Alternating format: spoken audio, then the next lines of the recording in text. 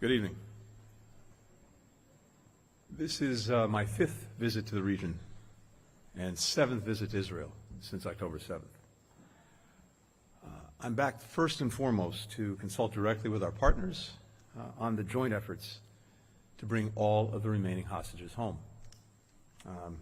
I've met with families of the hostages multiple times during prior visits, as well as in Washington, and I expect to see them again tomorrow. The sheer agony, not knowing the fate of your loved one, it's almost unimaginable. And I know that that pain is almost unbearable. So we have been intensely focused from day one on getting the hostages, all the hostages, back with their families where they belong. And we will keep that focus until we get them back. We had an opportunity today to discuss with the Israeli government the response that Hamas sent last night to the proposal that the United States, Qatar, and Egypt had put together to bring the remaining hostages home and extend the humanitarian pause. What I can tell you about these discussions is that while there are some clear non-starters in Hamas's response, we do think it creates space for agreement to be reached. And we will work at that relentlessly until we get there. We had extensive discussions with the Prime Minister and national security leaders on the status of the military campaign to defeat Hamas and on the progress toward achieving the fundamental objective of ensuring that October 7th never happens again. At the same time, we're continuing to work closely with Israel and Lebanon on diplomatic efforts to de-escalate tensions on Israel's northern border so that families can return to their homes, both in northern Israel and in southern Lebanon, and live in peace and security. We also discussed the imperative of maximizing civilian protection and humanitarian aid to address the ongoing suffering of Palestinian civilians in Gaza. Nearly 2 million people have been displaced from their homes.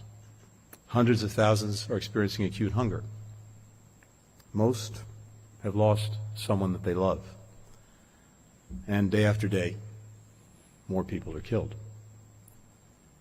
On all of my previous visits here, and pretty much every day in between, we have pressed Israel in concrete ways to strengthen civilian protection, to get more assistance to those who need it.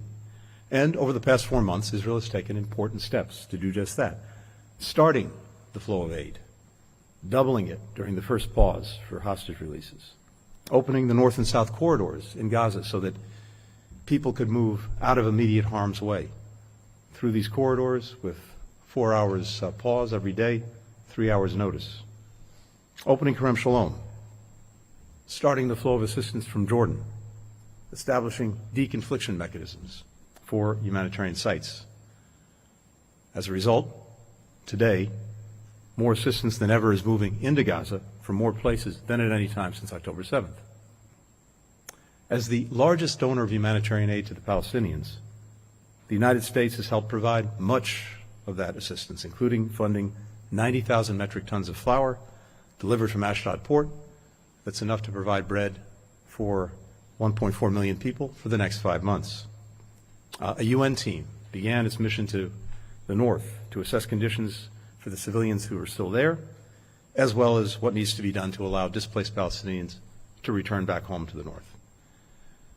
And yet, as I said to the Prime Minister and to other Israeli officials today, the daily toll that its military operations continue to take on innocent civilians remains too high.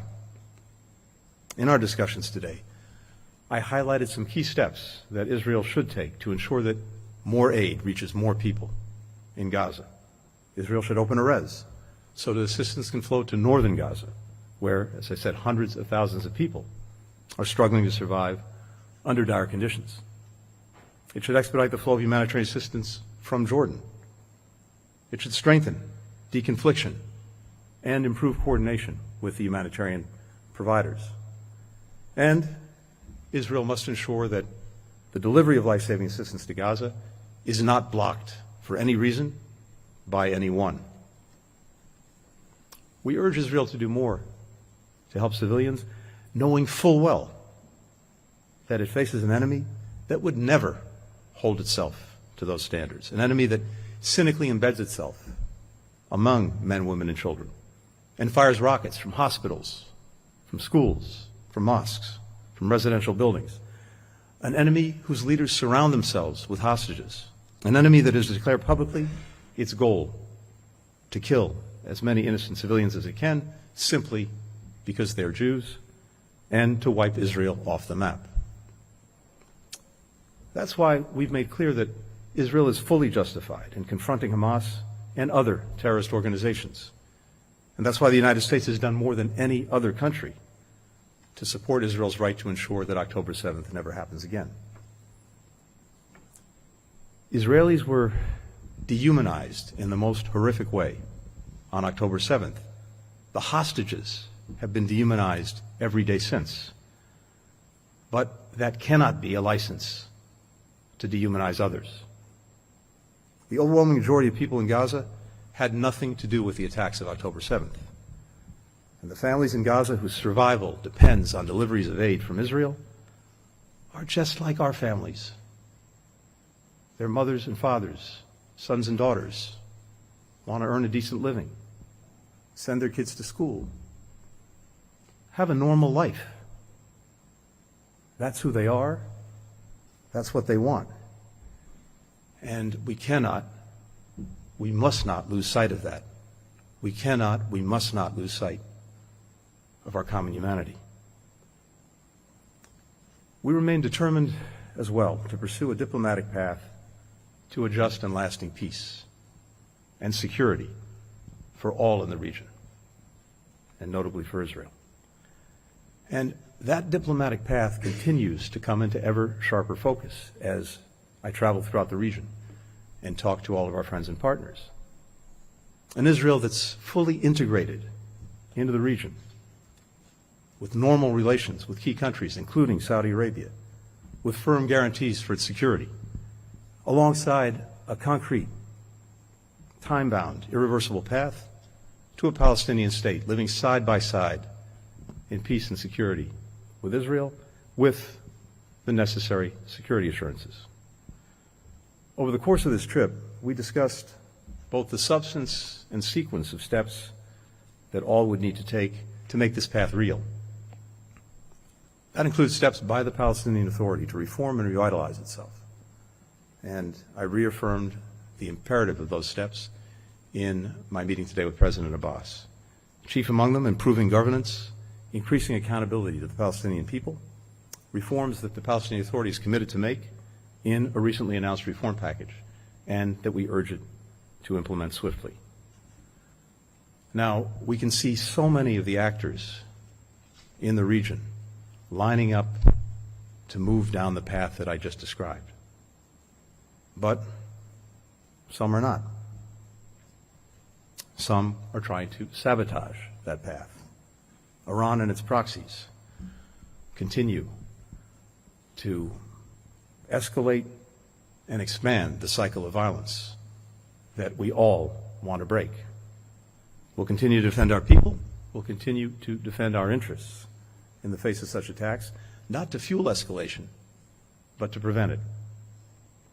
Finally, in my discussions today with the Prime Minister and senior officials, I also raised our profound concerns about actions and rhetoric, including from government officials, that inflame tensions, that undercut international support, and place greater strains on Israel's security.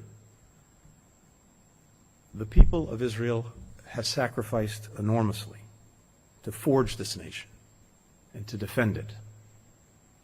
They'll ultimately decide the right path to take, and whether they're ready to make difficult choices necessary to realize the vision of the long, elusive prospect of true peace and true security. As a true friend of Israel, as the country that has always been first to its side, whether that was May 14th, 1948, or October 7th, 2023, we will always offer our best advice on the choices before this country. especially the ones that matter the most. Thank you. Happy to take some questions. The first question goes to Zolan Kano-Youngs with the New York Times. Thank you, Mr. Secretary, for the question. Just have a couple for you here. I know that you said there's still room for agreement in terms of the negotiations over the release of hostages, but the Prime Minister, after you spoke with him, pretty bluntly dismissed Hamas's response, describing it even as ludicrous. I just want to clarify, is this response or these negotiations DOA at this point? And what specifically did the Prime Minister object to in that response? Also, the Prime Minister, shortly after you met with him, made clear that Israeli troops will be moving deeper into Rafah. Will the United States simply stand by as this action is pursued, even with 1 million Palestinians, more than 1 million Palestinians being held are in Rafah, seemingly with nowhere to go? And if I may, Congress is now moving ahead with a bill that would pair aid for Ukraine with aid for Israel. Would the administration endorse any potential package that once again prohibits UNRWA funding? Thank you. That's impressive. Now, I'm taking it that that includes the questions of all of your colleagues as well. Is that right? I don't think so. Couldn't do that to them. All right.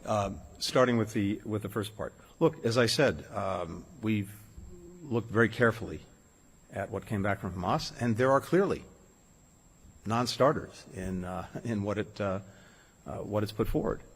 But we also see space in what came back to pursue negotiations to see if we can get to an agreement, and that's what we intend to do. And I'm not going to speak for Israel or anyone else involved, but again, we believe the space is there, and we believe that we should pursue it. With regard to Rafah, look, as I said before, Israel has the responsibility, has the obligation to do everything possible to ensure that civilians are protected and that they get the assistance they need in the course of this conflict. Any military campaign, military operation that Israel undertakes needs to put civilians first and foremost in mind. And I suggested, again, some ways to do that. And that's especially true in the case of Rafah, where there are somewhere between 1.2 and 1.4 million people, many of them displaced from other parts of Gaza. So we want to make sure, again, that in anything that's done, in any military operations, the situation for civilians is first and foremost in mind, and that the necessary steps are taken to make sure that they're protected and they have the assistance they need. You suggested some ways to do that. Well, I just went through a number of things that we urge Israel to do now on the building on what it's already done in terms of both humanitarian assistance and civilian protection. And as I said, in the case of Rafah itself, that's extremely important because it has such a dense population, including many people who've been displaced from other parts of Gaza. And on UNRWA, look, we were deeply concerned by the allegations that were made about the participation or involvement of some of its employees in October 7th. And it's imperative that, as the UN has said it's doing, that there be a thorough investigation, that there be clear accountability, and that there be clear measures put in place to make sure that this can't happen again, that personnel working for it were not in any way involved in terrorism or the events of October 7th. We know that the work that UNRWA performs, the functions that it performs, have to be preserved because so many lives are depending on it. And so going forward, we're going to look to the actions that are taken. And as I said, it's imperative that the functions be preserved. It sounds like the administration then would potentially support an aid package that still prohibited funding for UNRWA. I'm not going to get ahead of our views on hypothetical pieces of legislation. Although there was Thank you. already an aid package that the administration endorsed that prohibited that funding. I'll leave that to the next time. Thanks. Thank you, Mr. Secretary. For the next question, Gil Tamery with Channel 13. Mr. Secretary, thank you for the opportunity. Gil Tamari, Channel 13. It seems to be that the entire Biden doctrine vis-à-vis Israel, a future Palestinian state, and normalization with Saudi Arabia is collapsing. Netanyahu says no with capital N to any form of a Palestinian state. Saudi Arabia says a normalization with Israel will only be considered after an independent Palestinian state is formed in the 1967 borders, which is Jerusalem as its capital. So how does the U.S. intend to break this deadlock? And secondly, regarding the hostage deal, after we listen tonight to Prime Minister Netanyahu that says that Hamas's demands are delusional, how do you find the space, as you mentioned, for negotiation? And do you feel that Netanyahu is exhausting every possible option to bring back the Israeli citizens kidnapped and held hostage by Hamas? Or again, Israeli politics is intervening? And lastly, why did you cancel your visit tomorrow to Kerem Shalom? So this is good. I think we have a trend going of at least 3 questions per question. Last question first. There was no planned visit to Kerem Shalom, so there was nothing to cancel. One of the things we want to make sure, as well as I said, is that assistance be able to move smoothly and sustainably, but there was nothing to cancel. Second, I guess I'll go in reverse order. On the hostage agreement, again, I can only repeat myself. Clearly, there are things that Hamas sent back that are absolute non-starters, and I assume that's what the Prime Minister was referring to, but I don't want to speak for him. But at the same time, we see in what was sent back space to continue to pursue an agreement, and these things are always negotiations. It's not flipping a light switch. It's not yes or no. There's invariably back and forth, and as I said, we see the space for that. And given the imperative, given the importance that we all attach to bringing the hostages home, we're intent on pursuing it. Finally, as I've said before, we were, before October 7th,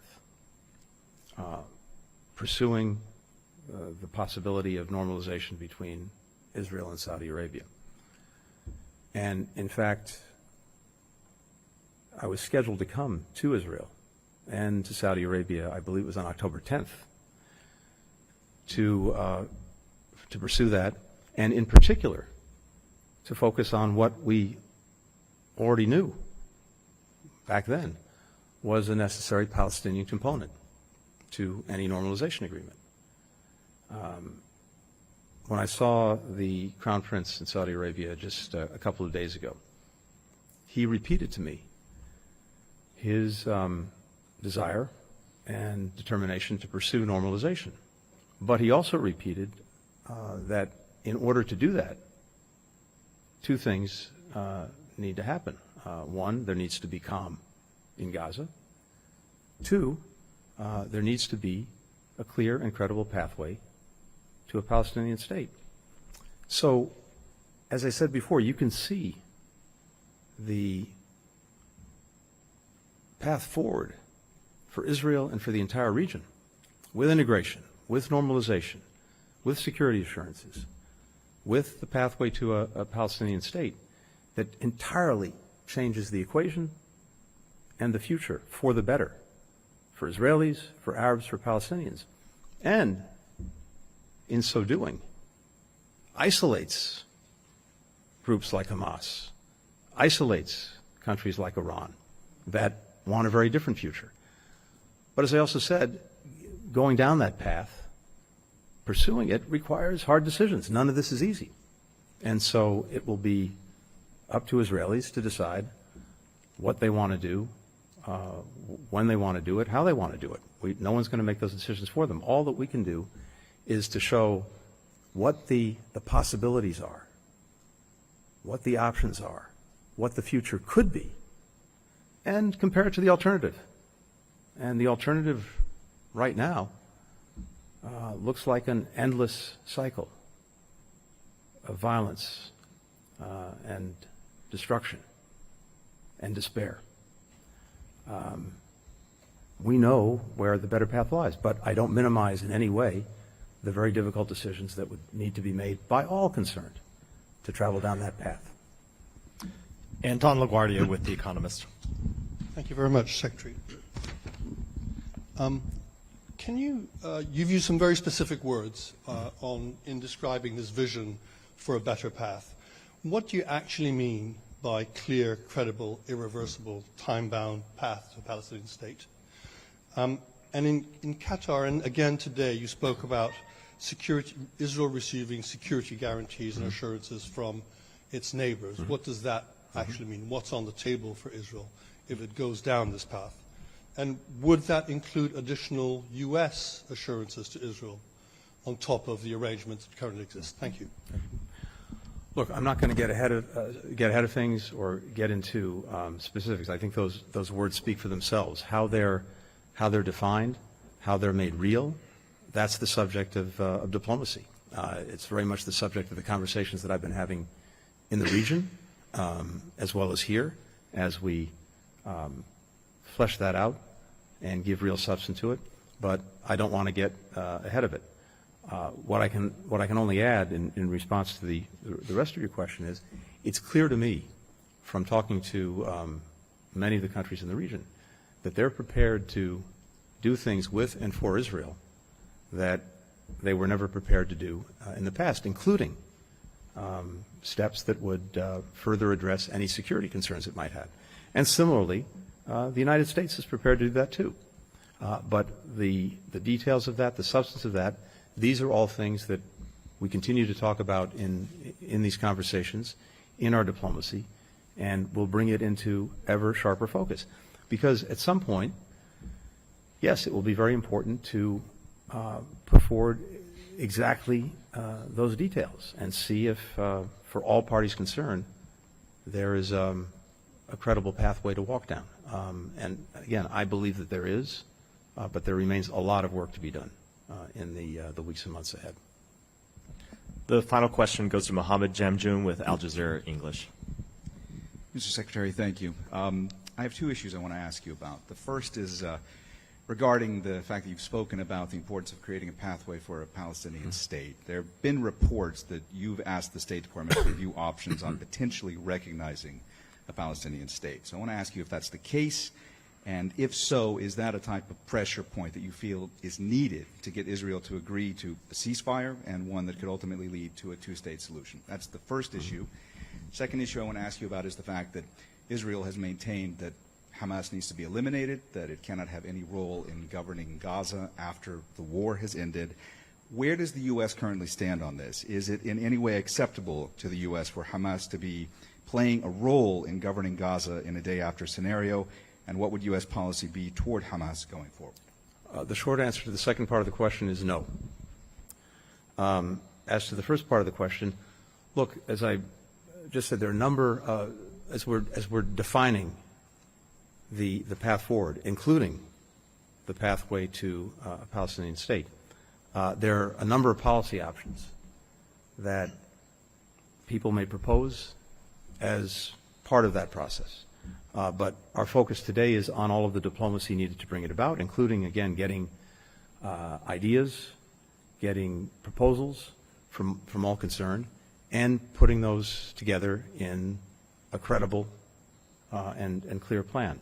So that's where we are, and as I said, we'll continue to have these conversations, to engage in that diplomacy, to really sharpen the focus on all of the different elements that would be necessary, that would be involved, and that each of the parties believes is important.